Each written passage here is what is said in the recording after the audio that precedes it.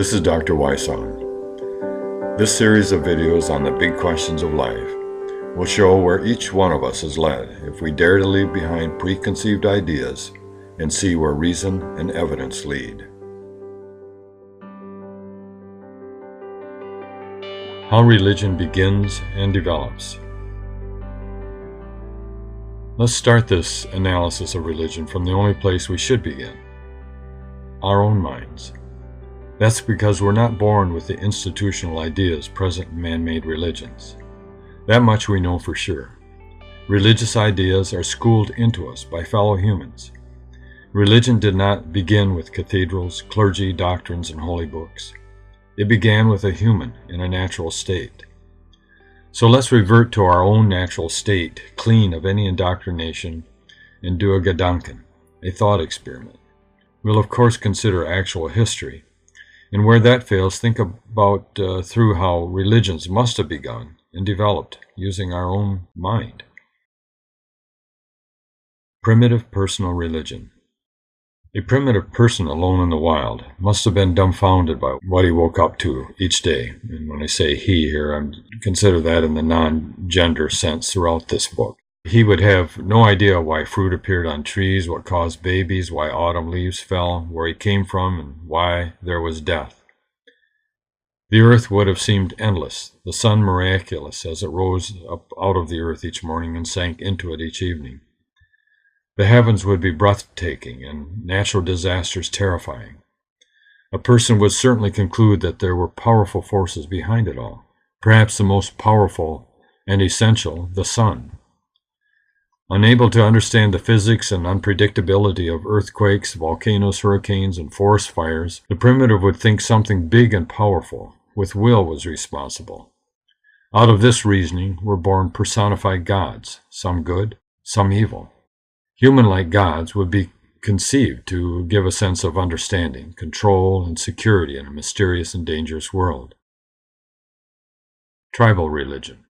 As populations grew and people assembled into families, tribes and nations requiring rules and leadership developed. Since there was no God-booming directives from the heavens, opportunity arose for someone to speak for the god or gods.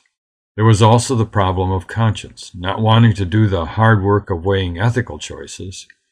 In other words, don't make me decide, just tell me what to do. Humans sought leaders who claimed the ability to know the will of the parent like gods. Since visual images exert far more influence than spoken words, religious icons were created. They took on the nature of the people who created them.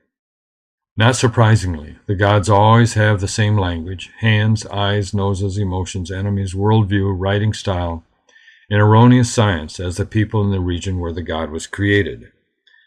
Having power over others is a natural thing for all living creatures, particularly for humans. However, a mere human would always be suspect. On the other hand, being able to speak for a god would put a person in the most powerful position on earth. Little wonder rulers throughout time have claimed to speak for gods, or that they were gods themselves. Religious power could be gained and spread by military might. I won the battle because the god was on my side. Special abilities such as healing, making the moon disappear and reappear, the ability to predict an eclipse, in other words, were helpful proofs of being God's earthly messenger. As the sun declined in the fall and winter, people feared it would sink completely into the earth and never return. Making the sun rise each day, and particularly at the winter solstice, by tearing the heart out of a person in sacrifice each morning, was convincing evidence as well. Religious dynasties were created, giving power automatically to progeny, or those initiated into the privileged religious institution. Leaders put strict regulations in place, with special emphasis on veneration and obedience to the leader, which always had the end result of securing his power and wealth. Those who didn't recognize the authority of the god leader were labeled as enemies, later known as heretics and infidels. This us against them doctrine brought the faithful closely together with the goal of vanquishing the non-believers. Religious myths were passed orally with song and story. Later, when the tribal myths could be etched in stone or on leaves, they were better inoculated against doubt, as would befit any divine word from the gods. Also, being able to see words made the myths even more powerful through the unconscious bias of sight over sound. This is termed scriptism or graphocentrism. Such writings themselves became elevated and venerated as religious icons. Holy writings and astrological meaning given to the stars had the additional benefit of removing suspicion from the human leader. He was not the author, just God's appointed agent for interpreting and passing the information on and executing it. However, and not accidentally, since he was commissioned to be God's mouthpiece, he became just like God. With the advent of agriculture, society was able to transition from wandering hunter-gatherer tribes into more stationary, concentrated populations. Industry and technology enabled the production of more food than could be immediately consumed. Stored food, in turn, permitted the division of labor and the support of standing armies, legislators, enforcers, and ruling clergy. Society became what its belly allowed. This is the time when people most dramatically separated into the rulers and the ruled.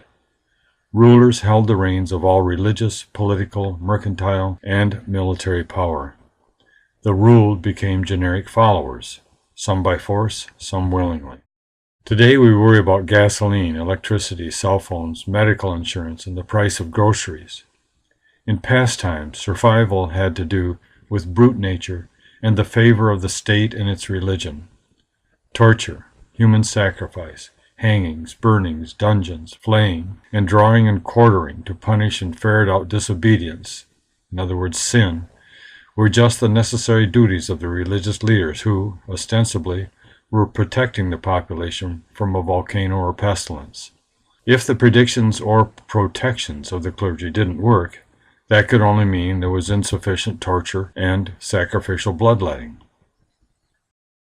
Religions have to be intolerant.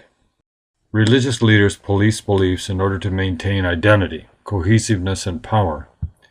Those who ruled in religions were never interested in the independent thinking of the ruled.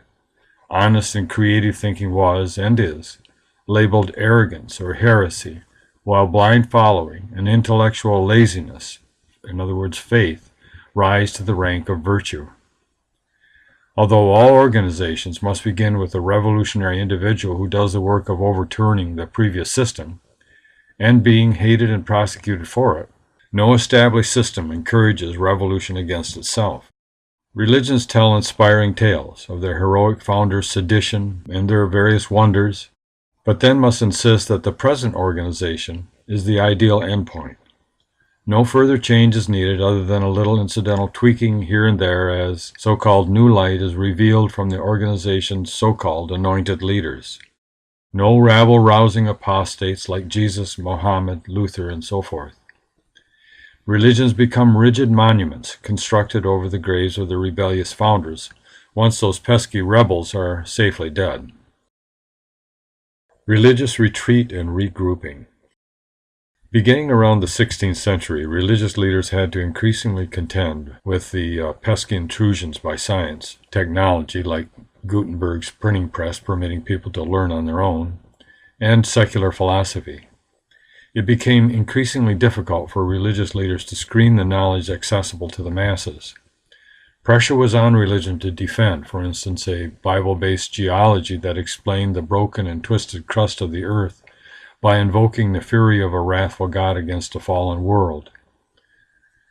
No longer could fossils be explained as so-called models made by the Creator before he had fully made up his mind about how to go about the creation. Behringer in 1725, a Würzburg physician and university professor, defended his religion by stating that fossils are simply stones of a peculiar sort, as he said, hidden by the author of nature for his own pleasure. Others concluded that fossils were put on earth by God as trials of human faith, since they could not represent dead creatures because death could not have entered the world before Adam's sin. John Wesley, founder of the Methodists, argued that sin is the moral cause of earthquakes, whatever their natural cause may be. Protectors of Holy Writ declared geology a dark art, a forbidden province, and an awful evasion of the testimony of revelation. They found whatever logic or evidence they could to support their scriptural view and cast aside all else. And that's just like evolutionists screen data and filter knowledge to support their hypothesis. Churches made presentations of bones proving the antediluvian giants spoken of in the Bible. Displays were even erected proving that the height of Adam was 123 feet 9 inches, whereas Eve was 118 feet 9 inches. The bones were later found to be from a mastodon. Now, this doesn't mean that there may not have been human giants in the past, although not of the 123-foot variety. Internet search archaeological and paleontological evidence of human giants. Veering from religious doctrine, as pontificated by those with a divine right to the Bible, was punishable by death or worse. Even possessing a Bible was punishable by death.